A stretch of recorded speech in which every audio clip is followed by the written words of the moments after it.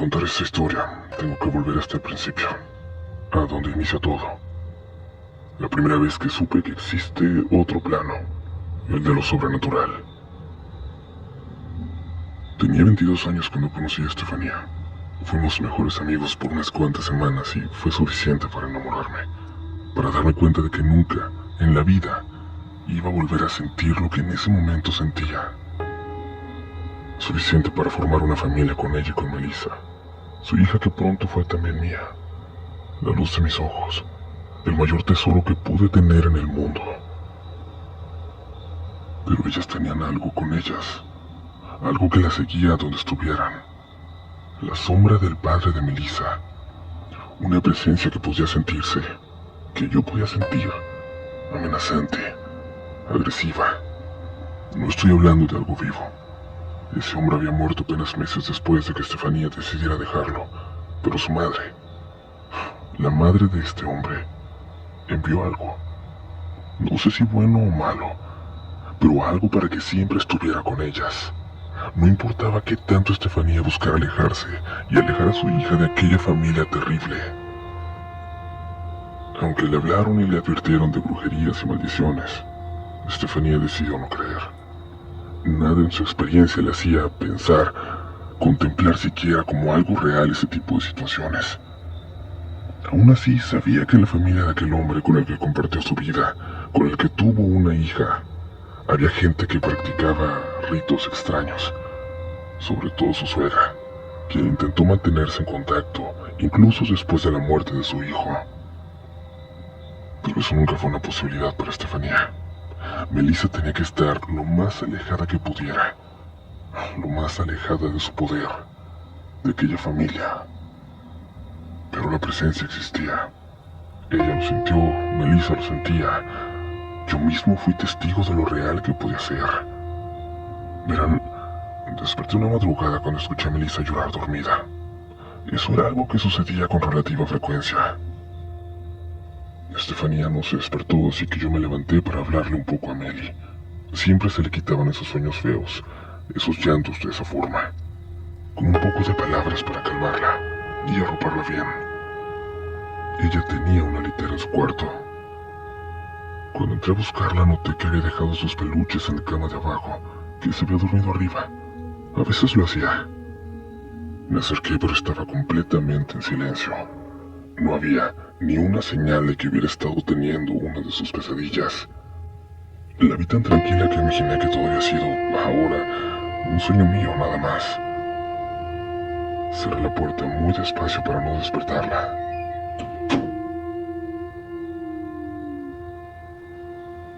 En cuanto lo hice, escuché un llanto dentro, por lo que volví a abrir la puerta. De nueva cuenta todo estaba bien. Cerré de nuevo.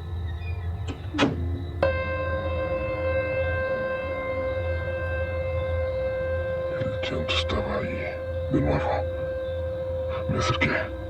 Era claro que venía de ahí dentro.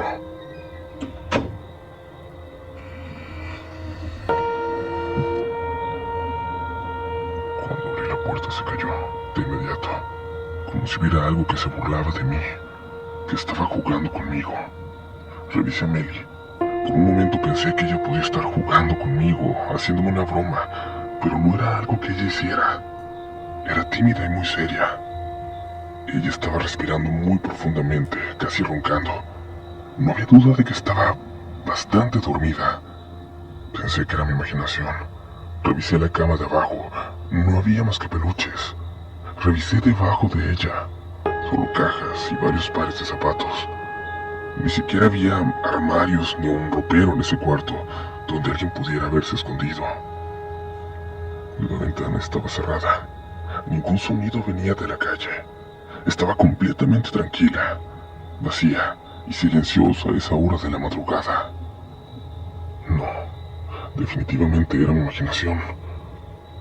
Salí del cuarto nuevamente, pero esta vez solo entrecerré la puerta. Pero en cuanto lo hice, algo sonó. Despacio, pero algo que me llamó la atención, que me hizo detenerme. Algo se movía dentro del cuarto. Había algo ahí, con Melissa. Cuando abrí la puerta vi algo que me sigue pareciendo la imagen de un sueño, de una pesadilla. Melissa estaba cerca de la orilla. Su pierna estaba volando, como si algo la jalara hacia abajo, como si alguien la jalara de la pierna para tirarla. Melissa lloró dormida y corrí para detenerla justo cuando empezó a caer. Apenas alcancé a hacerlo. Había algo con ellas, algo maligno, lamentablemente. Lamentablemente, como verán, esta no es su historia. Lamentablemente, no es la historia de una familia atormentada por demonios ni fantasmas. Lamentablemente estoy solo. Y esto fue solo el principio de mi historia. De mi maldita historia. Les voy a decir algo y no es por asustarlos, pero creo que nuestra sensibilidad al mundo de lo paranormal depende de que estemos en contacto directo con él en algún momento. Caminar por un lugar, conocer a una persona, estar en el lugar incorrecto en el momento equivocado. Por eso hay tantas historias así en este lugar, ¿no? Por eso sobran las personas que comienzan un relato con "yo no creía en fantasmas" o "para mí lo paranormal eran solo cuentos hasta que me pasó". Y es que, de alguna forma, así inicia también la mía. Supongo que aquella noche, cuando vi que algo jalaba a Melissa para tirarla de la cama, algo en mí se activó. Porque desde entonces comencé a ser receptivo a cosas a mi alrededor, y sobre todo en un primer momento a sueños. Sueños que me contaban cosas que estaban a punto de ocurrir. No buenas ni malas, cosas simples, detalles tontos. Nunca nada con importancia, pero no dejaba de ser raro, ¿saben? Soñar que por la tarde iba a encontrarme con alguien que no me caía bien, que el paquete que esperaba no llegaría y estaba perdido, que mi mamá me llamaría para contarme cosas que no me importaban de mis tías y que no iba a poder colgar por media hora a pesar de tener cosas muy importantes que hacer, hasta que llegó un sueño distinto, borroso, difuso, raro. Quiero preguntarles, ¿alguna vez han visto la muerte de alguien que aman en un sueño? Peor aún, la han visto sabiendo que a veces tienen sueños que tienden a ser realidad más temprano que tarde.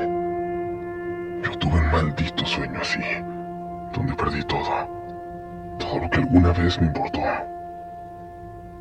Esta es la historia de un viaje, sin embargo comienza en casa. Mi nombre aún no voy a compartirlo, mi querida comunidad, pero tengo que contarles algunas cosas sobre mí. Nací, crecí, viví toda mi vida hasta hace poco en una pequeña ciudad a unos kilómetros de Los Ángeles, California.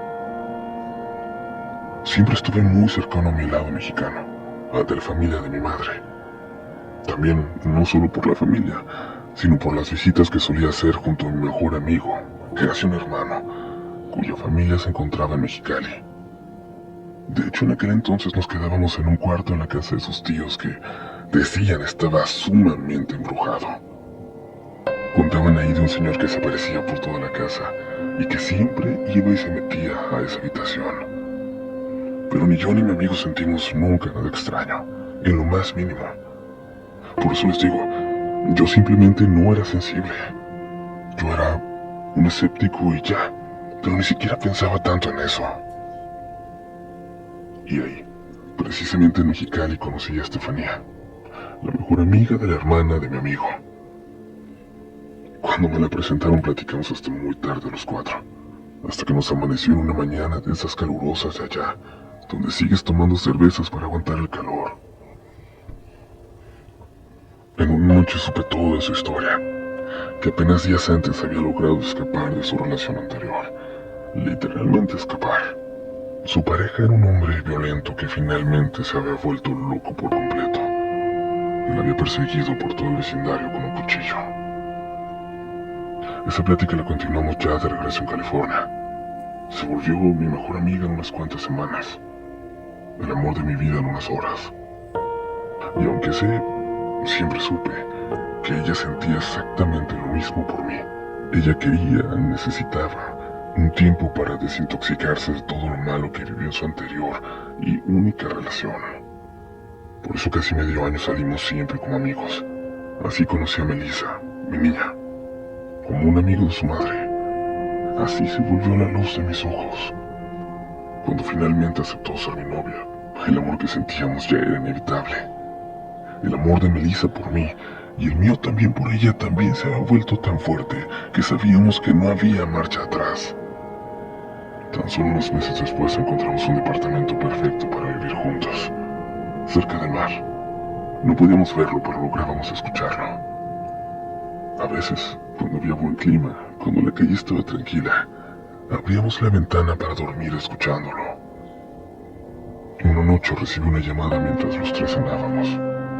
Era la prima de su ex. Supe que era algo importante porque Estefanía contestó. Nunca lo hacía cuando era él o su familia, pero algo en ella, algo esa noche la hizo responder. Ok. Voy a pensar si llevarla, pero si lo hago va a ser por ella. Si ella quiere nada más. No por ustedes, no por tu familia, y definitivamente no por él. Cuando colgó el teléfono me llevó a la cocina, y con una mezcla de tristeza y alivio, me dijo que su ex había muerto, que él mismo se quitó la vida. No supe cómo, no quise saber. Creo que quizás ella tampoco lo supo y no era necesario. Cuando habló con Melissa para decirle, la niña, a sus 4 años, fue tan inexpresiva como su madre al enterarse. Lo primero que le dijo fue, no me hagas ir con ellos, no quiero ir con mi abuelita. Así la decisión fue sencilla. Envió su pésame y avisó que no se presentarían al velorio, que no era sano para ninguna de las dos. Quizás puede sonar como algo duro desde fuera, pero créanme, tenían razones para no ir. Además, la familia jamás se preocupó por ellas, por ayudarlas, por resolver aquella violencia que les tocó vivir. Y al contrario, ellos creían que era su obligación soportarlo, que ese hombre, de alguna forma, tenía todo el derecho a hacer lo que quisiera. Después de que les llamó para decirles que no iría, su teléfono no dejó de sonar en toda la noche, una y otra vez. Primero del teléfono de la ex suegra, al que pronto bloqueó. Luego de otros, de los demás familiares. Luego de números desconocidos, incluso privados, hasta que finalmente lo apagó.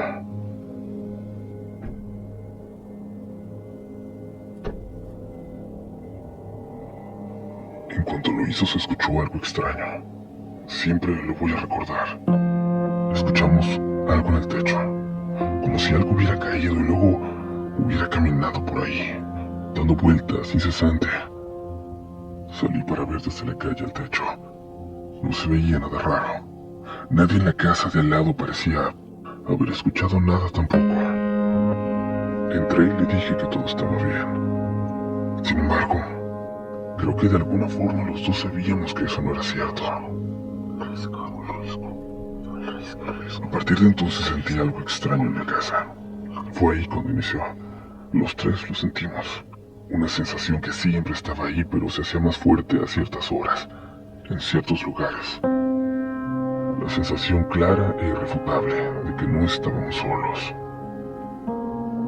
A veces cuando los tres estábamos en la sala viendo películas, de pronto Meli volteaba hacia la oscuridad de su habitación, al fondo del pasillo.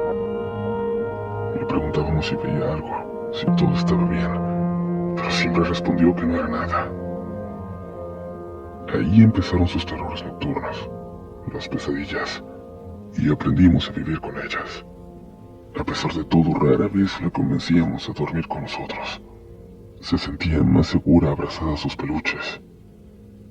Y entonces sucedió eso. Entonces llegó aquella noche en la que estuve seguro que algo que yo no podía ver quería tirarla de su cama. Esa noche algo despertó también en mí. Algo se activó. Primero que nada, empecé a recordar mis sueños, por primera vez desde que era niño.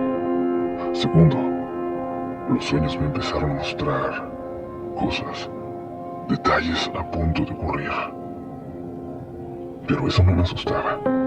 Aprendí a vivir con ello como había aprendido a vivir con tantas otras cosas. Me enfermé. Por alguna razón enfermé. Me intoxiqué de tal manera que pasé una noche en el hospital. Y esa noche tuve un sueño horrible. Me cuesta mucho siquiera compartirlo. Creo que no lo he hecho desde entonces. Pero voy a confiar en ustedes. Y voy a pedirles una oración después de escuchar. Por favor. Soñé con un auto en llamas. Con mi auto en llamas. Yo intentaba acercarme, pero el calor era insoportable. Dentro de él no veía nada más que el fuego que me cegaba. Sabía que adentro estaban ellas. Podía sentirlo aunque no las viera, pero por más que intentaba no podía acercarme. Despertaba y volvía a ese lugar. Volví a soñarlo. Mi incomodidad fue tanta que en algún punto de la noche, una enfermera que fue a revisarme me preguntó si todo estaba bien, si necesitaba algo. Y supongo que me vio tan mal que me inyectó algo. Y creo que fue entonces que por fin pude dejar de soñar. O al menos dormí tan profundo como para no recordarlo. Quise atribuir los sueños a la preocupación que me daba que Estefanía y Melissa fueran a viajar solas. Y es que conducirían desde Los Ángeles hasta Chicago para visitar a su abuelo. Él era la única persona de la familia que le quedaba viva a Estefanía y todos los años lo visitaba. Por primera vez lo haría en carro. O lo haríamos. Ese era el plan. Que nos tornaríamos para manejar, pero yo estaba tan enfermo que, aunque me dieron de alta, estaba demasiado débil para viajar. Quedamos en que yo la alcanzaría después, que yo viajaría en avión, y mientras tanto ella se adelantaría manejando. Un viaje en carretera por Estados Unidos, por largo que parezca, es cansado, pero bastante seguro incluso para una mujer con una niña. Yo no quería dejarla ir, pero no tenía remedio. ¿Qué hubieran hecho ustedes?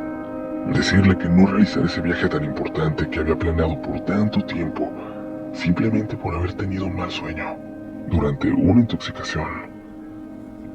Sonaba absurdo, sonaba disparatado, así que simplemente acepté que iba a dejarles ir, que lo único que podría hacer sería pedirle que manejara con muchísimo cuidado.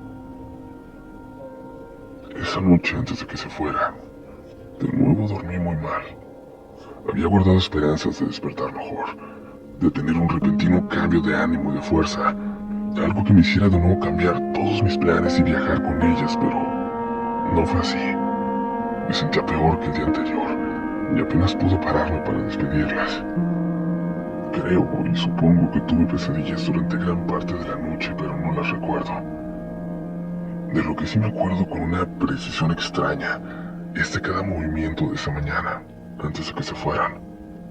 Recuerdo cada pequeña cosa que hicimos, como su cereal se quedó a la mitad, la mancha de café en la mesa, cómo dejamos a la niña bien asegurada en su silla de seguridad, cómo caminamos lentamente rodeando el carro para llegar hasta el volante, cómo Estefanía se detuvo a la mitad para darle un último beso a Kinder, su gato, que parecía acercarse a despedirse. Recuerdo el saludo que le hizo a la vecina de enfrente, a Susan, que le daba los buenos días con la misma felicidad, con el mismo entusiasmo de siempre.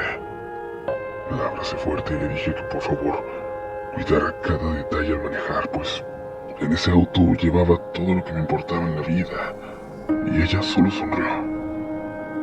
Antes de subir, regresó para hacer una pregunta con ojos muy curiosos. Oye, ¿y dónde está el risco? Le dije que no sabía.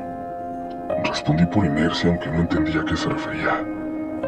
Continué con una respuesta que me salió de la boca sin pensarlo. Ya lo encontrarás en el camino. Ella solo sonrió. Subió al carro y arrancaron.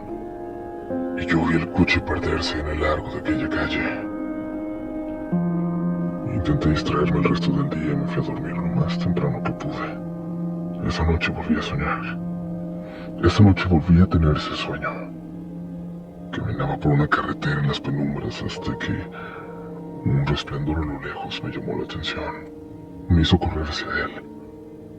A unos metros al lado del camino, mi auto estaba en llamas. No podía escuchar nada, como la primera vez. Ni siquiera escuchaba el fuego. Todo parecía amortiguado, como cuando escuchas desde debajo del agua lo que pasa afuera. Me intentaba acercar a mi coche envuelto en llamas, e intentaba abrir las puertas. Me quemaba las manos, sentía cómo ardía mi piel, sentía cómo se quedaban pedazos en las manijas de las puertas. Algo me hizo voltear. Detrás de mí en la oscuridad, apenas iluminada por el resplandor de las llamas a mi lado, había una mujer. Vestía de negro. Sus ojeras eran muy marcadas y estaba en extremo delgada, como si estuviera enferma. Tenía un rebozo, pero no parecía mexicano, no como los conocía. La mujer me miraba. Luego le pedí ayuda. Le gritaba que me ayudara a abrir las puertas, a revisar el interior del coche, a salvarlas, pero no me hacía caso. Ni siquiera yo podía escucharme por más que levantara la voz. Y ella simplemente no dejaba de verme. Me despertó el timbre del teléfono, que sonó tan fuerte dentro de mi cabeza como si me taladrara. No recuerdo las palabras con las que me informaron del accidente. No recuerdo qué hice después, ni a quién llamé, ni quién hizo los trámites, ni el papeleo, ni nada. Mi conciencia se puso en una pausa como para hacerme sobrevivir de una forma que no comprendo. Supongo que solo así logré no volverme loco, o eso quiero creer. Mi vida comienza 2 semanas después, despertando en mi casa con las manos hinchadas, con los nudillos sangrando, con golpes por toda la pared. El escenario era espantoso. Fui al cuarto de Melissa, y entre sus peluches, en las literas, entre todas las cosas que mi niña había dejado, vi un sinfín de botellas de whisky, de tequila, de ron. Había incluso pequeñas botellas tamaño llavero que Estefanía había traído de algún viaje a Jalisco. También estaban vacías. Por lo que vi, incluso un perfume me bebí. No soportaba ver su cuarto vacío. No soportaba pensar que nunca iba a volver. Que nunca volvería a jugar con esos juguetes. Que ya no elegiría si dormir en su cama de arriba o en la de abajo. Tambaleándome salí al patio. La luz me encandiló. El sol. No tenía la más remota idea de qué hora era. De qué día era. Noté que el gato de Estefanía, Kinder, me maullaba desde la casa de enfrente, donde vivía Susan. Estaba asomado en la ventana. Al verlo ahí me moría de vergüenza. Sin duda lo habían dejado entrar ahí cuando yo dejé de responderle, de alimentarlo. Sentí que también a él lo había perdido para siempre. Encontré mi teléfono debajo de una pila de ropa y lo puse a cargar para poder prenderlo. Por los mensajes que llegaron entonces, por los cientos de ellos, me di cuenta de que todos estaban preocupados por mí. De que había acudido al entierro, sí. De que había sido una vergüenza. Solo así, a través de los mensajes, empecé a recordar, entre nubes. Me recordé borracho, aferrándome a los ataúdes, intentando impedir que los enterraran. Me vi a mí mismo en la noche, en nuestra casa ahora vacía, maldiciendo a Dios por lo que me había hecho, por lo que me había quitado. Recuerdo haber volteado hacia la calle por la ventana. Recordé haber visto ahí a la mujer de negro de mis sueños, la que había visto junto al auto en llamas, pero ahora mirando ahí afuera, desde el otro lado de la calle, abajo de la banqueta. Entendí que seguramente los sueños y las pesadillas que había tenido ese día se habían entremezclado con la conciencia borrosa por el alcohol. Reuní toda la basura que encontré para intentar limpiar mi casa. Se lo debía a ellas. Era también su casa. No hubiera permitido que la vieran así. Guardé con mucho cuidado la máquina de escribir de Estefanía. Tenía la costumbre de escribirse cartas con su abuelo. Alguien le dijo que eso le hacía bien a él y fue una costumbre que guardó hasta su último día. No quise ni ver lo que había escrito. Era como asomarme a un pensamiento inconcluso, condenado a vagar en el limbo para siempre. Solo me dediqué a limpiar. Mientras lo hacía no dejaba de recordar, aunque no estaba seguro si se trataba de recuerdos reales o todavía fragmentos de fantasía intentando unir puntos en mi imaginación. Recordé haber escuchado la voz de Estefanía en mi habitación en algún momento de esos días. Recordé también ponerme feliz, levantarme, correr a nuestro cuarto y encontrarme con algo, con la mujer de negro de mis sueños, acostada en nuestra cama, con las manos a los costados, solamente mirando al techo. Cuando tomé el teléfono solo respondí 2 llamadas perdidas, la de Rosalín, una compañera de mi trabajo y una de las personas en quien más confiaba, y la de mi hermana, Raquel. Las 2 llamadas son más importantes para esta historia de lo que me gustaría decirles, pero lo desencadenan todo. Fui a ver a Raquel, que estaba muy preocupada por mí. Me dijo que mi sobrino me extrañaba, que estaba muy preocupado por la última vez que me vio. No me importaba ya él, mi sobrino, y me preocupaba la última imagen que tendría de mí, pero sobre todo acepté ir porque necesitaba salir de mi casa, donde me sentía siempre en compañía de alguien a quien no podía ver, a quien solo podía sentir. Cuando fui a verlos, mi hermana no dejó de llorar por un buen rato. Me dijo que no lo había podido hacer desde que murieron mi familia. Y todo salió ahí, de pronto. Intenté recapitular lo sucedido durante los últimos días. Empecé a hacerlo mientras iba respondiendo a las preguntas de mi hermana. Así fui retrocediendo poco a poco en detalles, día a día. Por supuesto que eludí hablar de la mujer de negro, de mis recuerdos borrosos donde la vi en la calle frente a mi ventana. Y así, paso a paso, llegué hasta el día en que Estefanía y Melissa partieron de la casa. Retumbó en mi cabeza entonces esa última frase de Estefanía antes de irse. Aquella pregunta: oye, ¿dónde está el Risco? Se lo conté a mi hermana. ¿Y por qué te habría preguntado eso? ¿Alguna vez le hablaste de ella? Me preguntó mi hermana, quien por mi cara pudo adivinar que yo no tenía idea de qué se refería. Continuó: sí, el Risco. ¿No te suena? El Risco es el pueblo donde nació mi mamá, pero nunca regresó. Es un pueblito donde ya no vive nadie, donde solo quedan los fantasmas. Si tú no le platicaste, no sé por qué Steffi sabría de él. El Risco. El nombre empezó a dar vueltas en mi cabeza. Mientras estaba con ella solo quería volver a casa, a pensar, a entender. Me di cuenta como si algo por fin hiciera sentido, como si un sonido en mi cabeza por fin tomara forma. Esta historia, comunidad, como les dije, es en realidad la historia de un viaje. Es la historia de mi visita a este lugar. Pero antes tenía que explicarles el momento de mi vida. Cuando regresé a casa me acerqué a la de la vecina de enfrente, a Susan, para preguntarle por mi gato. Entendía si no me lo regresaba, pero iba a ver si al menos podía despedirme de él. Cuando lo vi de cerca le vi una marca en el lomo, parecida a una quemadura. Casi me parte el corazón. Le dije a Susan que no había sido mi intención descuidarlo, que le agradecía haberlo salvado de mí. Susan me respondió que me entendía. Me dijo que ella vio cómo intentaba alimentarlo, incluso estando perdido por el alcohol y el dolor. Me dijo que vio como un servicio de mensajería llevó comida para el gato, y yo hasta salí tambaleándome a recibirla. Le pregunté entonces por qué lo había dejado entrar, y me dijo que una noche el gato había corrido a su casa, que estaba llorando desesperado hasta que lo dejó entrar por la ventana, que parecía realmente aterrado, y que tenía esa herida en el hombro. Lo dejó pasar y cerró la puerta para ver hacia mi casa, para ver si todo estaba bien o algo más había ocurrido, para ver si yo no había cometido una locura, y el gato de alguna forma intentaba alertarla.